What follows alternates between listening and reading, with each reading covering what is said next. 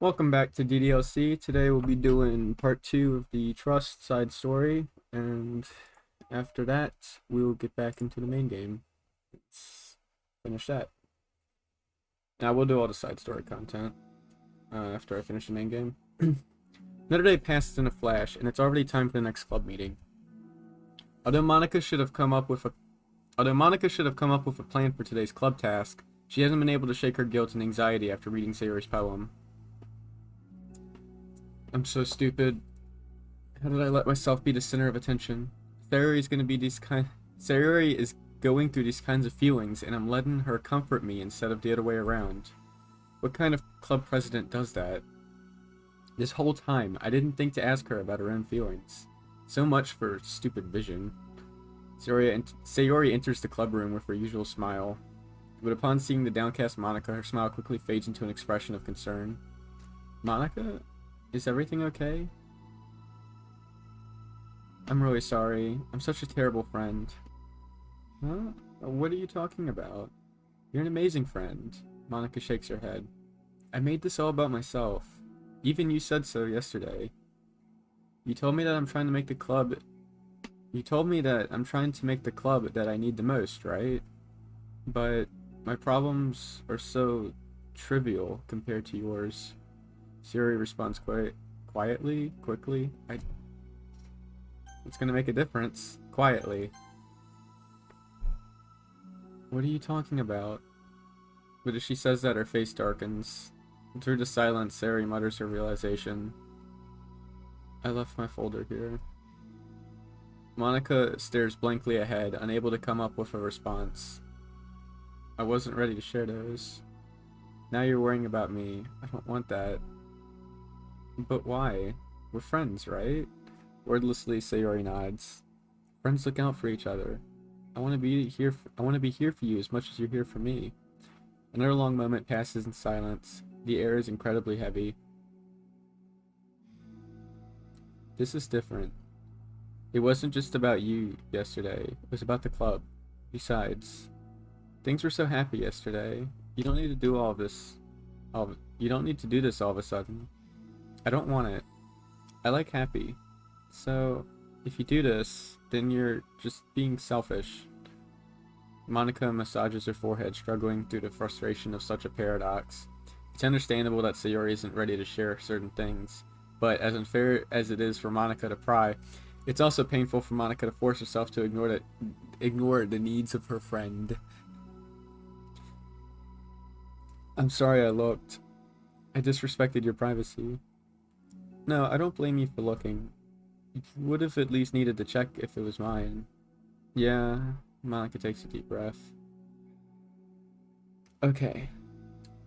I understand that you don't want me to worry, and I think I'll be able to put this aside so that we can move on. But can you promise me something? Promise you what? Monika pauses to collect her thoughts.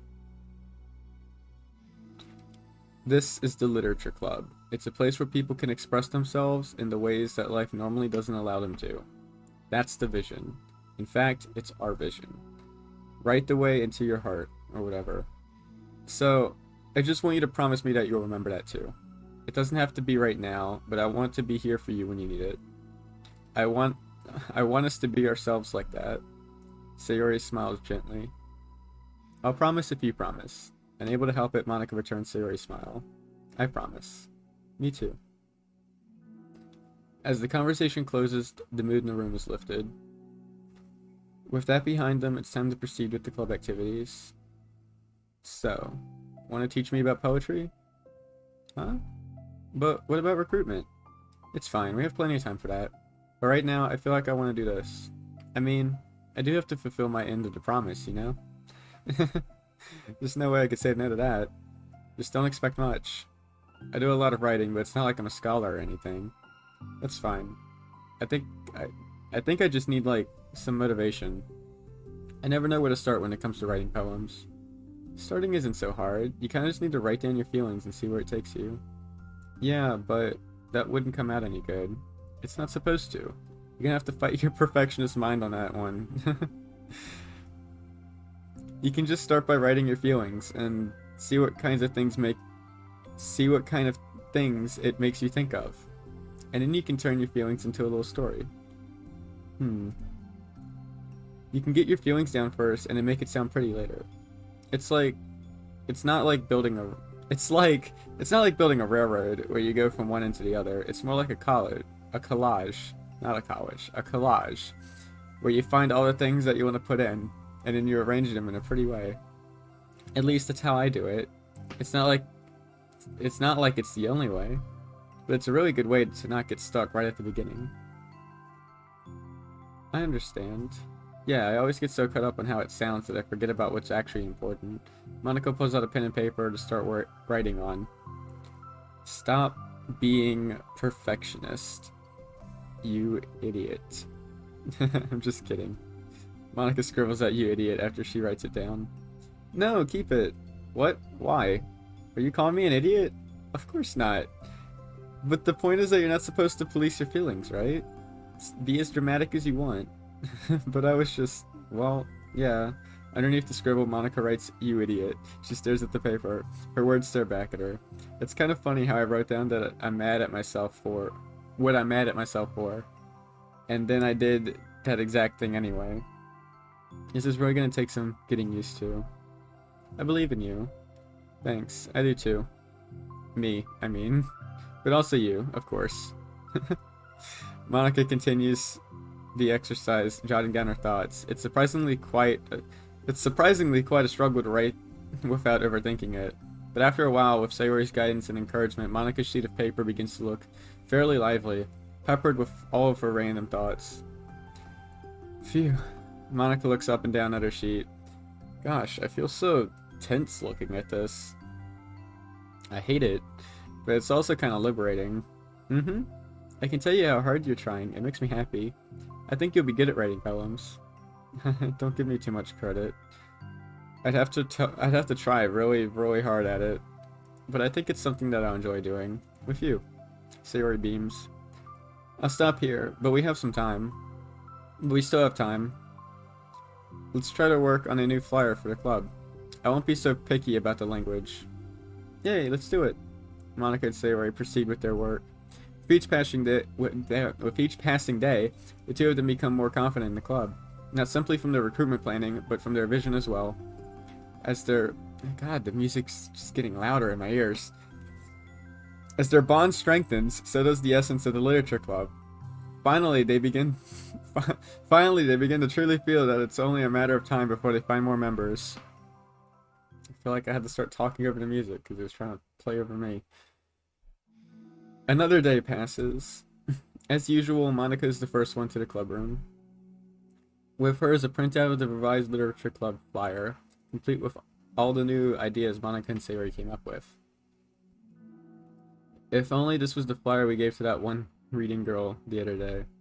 It's so much more attractive than the old one, but the new catchphrase is featured clearly in the center of the flyer. Write the way into your heart. Surely, common sense would say that one writes from the heart, not into the heart. But the message being delivered is that one can use writing to discover themselves. Hopefully, Monika and Sayori had thought that it would be enough to garner some curiosity from students. Why do I feel so tense looking at this? Monika thinks back to the previous meeting when she performed a writing exercise. Was I always this bad at expressing myself? How am I supposed to be the president if I can't even demonstrate what the club is supposed to be about? The literature club is truly beginning to take form. But with that, the weight on Monika's shoulders only becomes heavier. The debate club was always about rigid structure, formulating airtight points and counterpoints, and delivering them with conviction. It was about the person on the outside. That's why Monika was so good at it. It existed entirely within her realm of comfort. It's suffocating.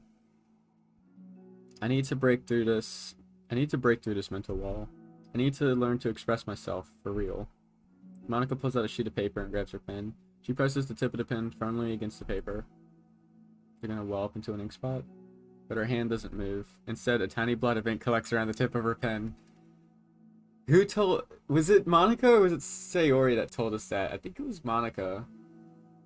Might have been Sayori, I can't remember. I remember someone said, like, you gotta move your pen, because if you spend too long in one spot, she's gonna well up into an ink spot. Anyway, Here's Monica's writing tip of the day. Sometimes when you're writing a poem or a story, your brain gets too fixated on a specific point. If you're trying so hard to make it perfect, then you'll never make any progress. Just force yourself to get something down on the paper and tidying it up later. Another way to think about it is this. If you keep your pen in the same spot for too long, you just get a big dark puddle of ink. So just move your hand and go with the flow. That's my advice for today. Thanks for listening. Monika lifts her pen and stares at the little blotch. For some reason, she feels compelled to run her finger across it. As she does so, the black ink smears across the page, ruining Monika's canvas. Out of spite for herself, Monika presses her pen down once again, letting the ink collect. She creates a second smear on the page. Come on, Monika, just move your hand. Monika writes. This is what I get for seeking perfection. A stain.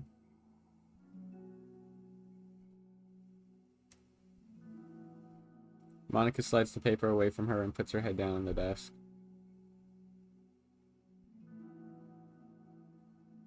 The air conditioner seems louder today. I'm here. Hi. Monika hears Sayori approach her desk and stops for a second, probably reading the piece of paper. Then she sits down in the adjacent desk. Bad day? Mm-hmm. Me too. You too? The new flyer looks so good. You've been working so hard.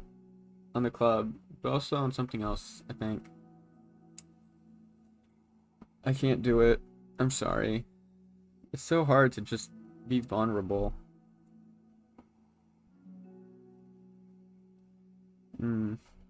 Sayori takes a sheet of paper from Monika's desk. She writes something down and stares at it for a while.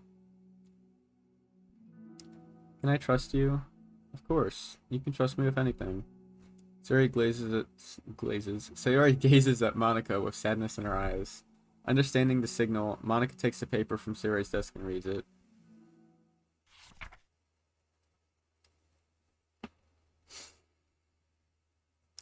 Sometimes I want to die.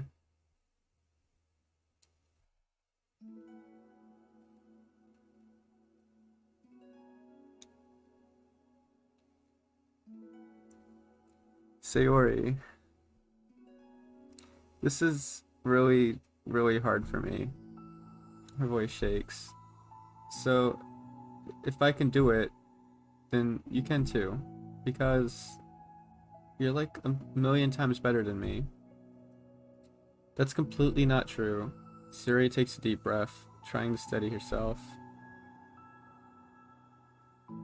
That's something about me that I've never told anyone before.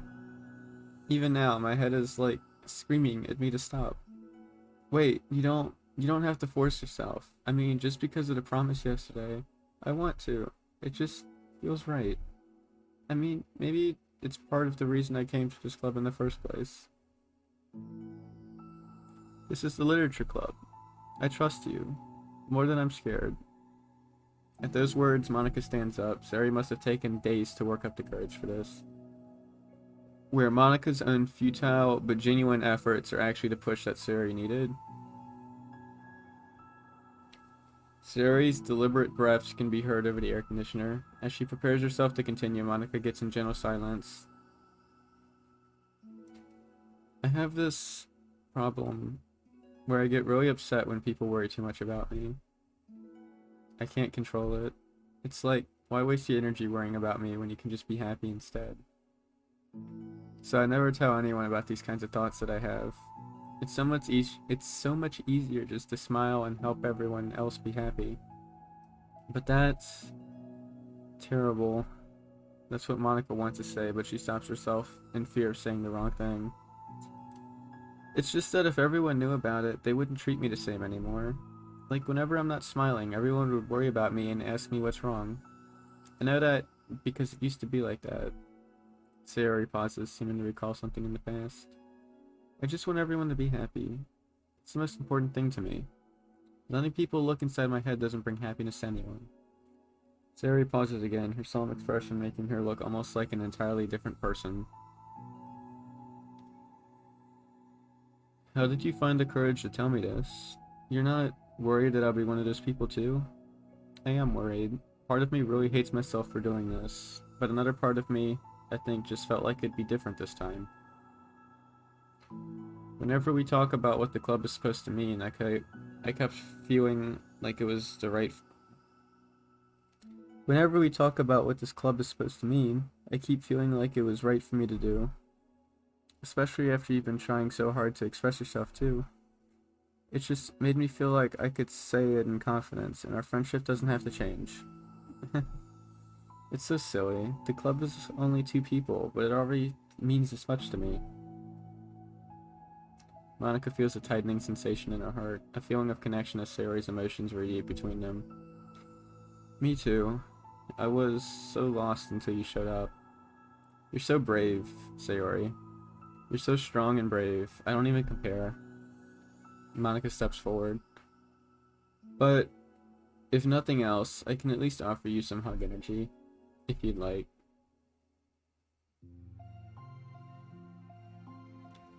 Wordlessly and without a smile, Sayori rests her forehead on Monika's shoulder. Through their contact, Monika can almost feel the torrent of thoughts swimming in Sayori's head. And in this moment, enchanted by the air of the club, Monika realizes that of all the days that have passed, this is the one where she really, really hopes that nobody new walks through the door. She speaks softly. You're like the sweetest girl I've ever met. You can say anything. I'll never judge you. I promise. Sayori's breath begins to quiver.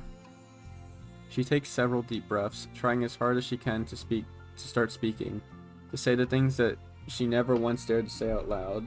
Finally, she speaks in a choked voice. I'm so worthless. I'm worthless, and everyone would be better off without me. She suppresses a sob as her tears fall down her cheeks.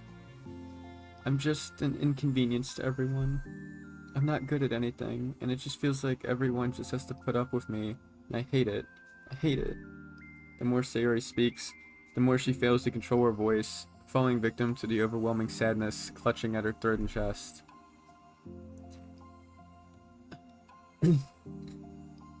I don't want to have these thoughts. I want them to go away, and now I'm making you put up with me, and I just want to die. As soon as Sayori loses her composure, Monika becomes determined to keep her own. She only wants to be what Sayori needs right now, so she won't let any sadness show.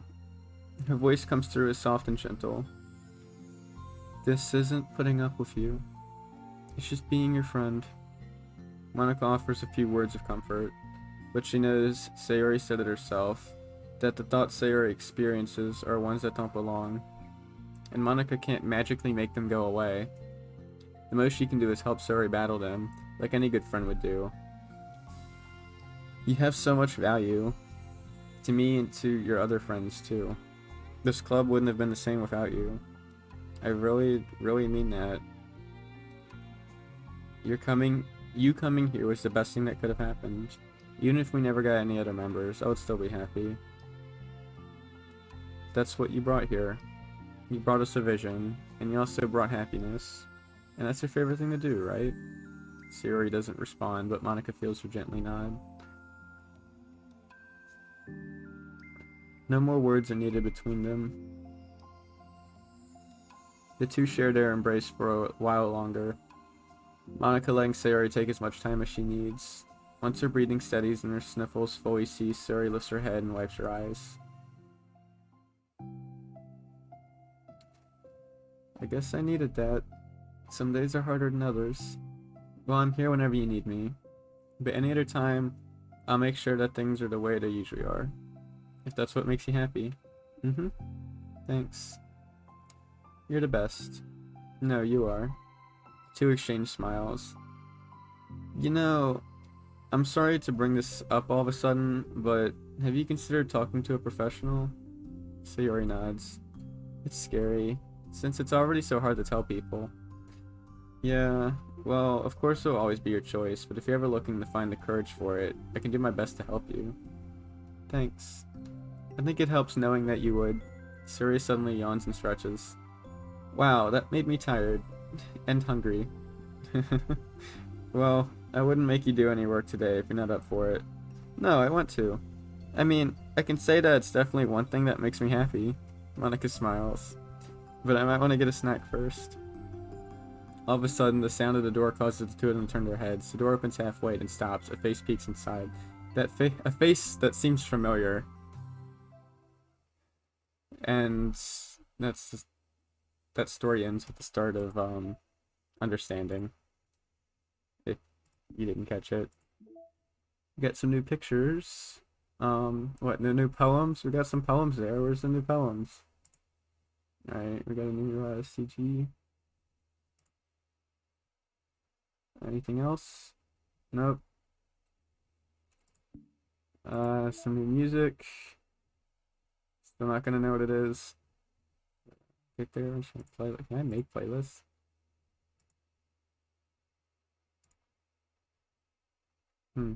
I wonder if... I doubt it. I guess this is probably just like the soundtrack I have access to. I was thinking like maybe I could play it throughout the game, set up a playlist, but the music is, it's not just background music, it's timed into the game and the story. I don't think there's any new files. I'm gonna go real quick and check all of the ones that I found and see if I can access any of them. I'll be right back after I do that. Alright, I'm back. I couldn't find anything. Or they're all still there. I didn't look for new ones, but I couldn't open any of them as before. So that'll do it for this episode, and next time I'll be going back to the main story. And probably still screaming like I did before. Alright, thanks for watching. Bye.